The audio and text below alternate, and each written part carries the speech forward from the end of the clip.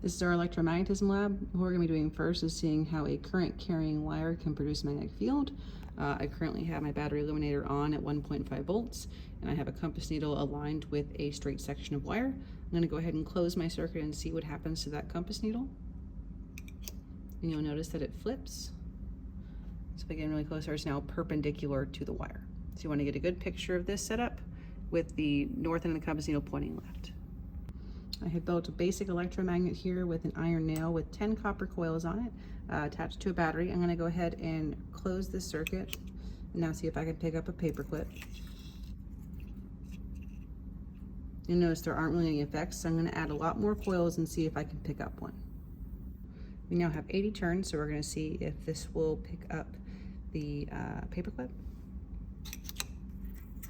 You notice now that it will. So adding more turns definitely increases the magnetic field. I've now wired a multimeter in series with my iron nail to determine the current. So I'm going to go ahead and turn this on. We have a current of 2.67 amps moving through. To get the rest of our measurements, we're going to need to figure out the length of our solenoid. So this solenoid is 7.5 centimeters long. Lastly, we want to figure out where our north and south pole are. So what we'll notice here is that the nail head is attracted to the north, which means this is the south. And the nail tip is attracted to the south, which means this is the north.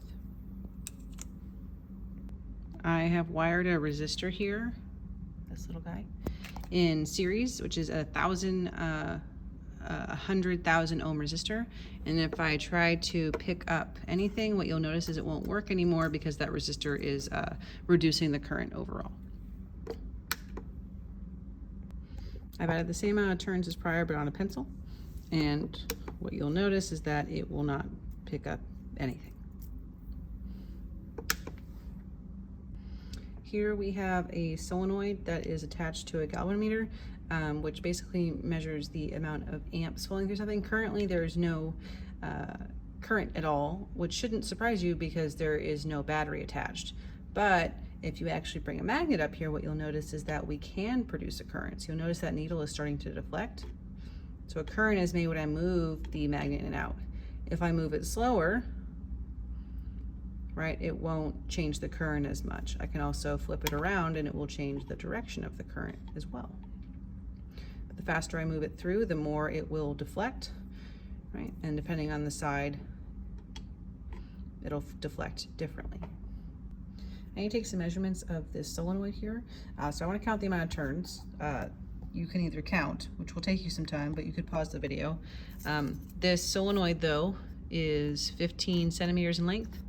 And in 1 centimeter, I counted there to be 9 coils. So you could just multiply that by 15 to figure out how many coils there. We also need to measure the diameter of the opening. So you can measure that from the image here. So just the diameter of the opening in general. We're going to drop something through this solenoid. And we are going to measure the current. So you need to look at the galvanometer and figure out how much it deflects, just approximately, doesn't have to be perfect, and then how long it takes the magnet also to pass through. So I'm going to drop this bar magnet through. You want to record how much that's deflected in general and how long it takes the bar magnet to pass through the length of the solenoid. And that's it.